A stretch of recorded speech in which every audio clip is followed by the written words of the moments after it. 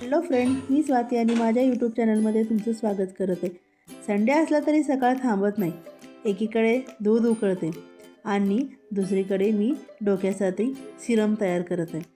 चला तर मग आजचा नाश्ता काहीतरी खास आहे, म्हणूनच काल इडलीचं पीठ भिजू घातलं होतं।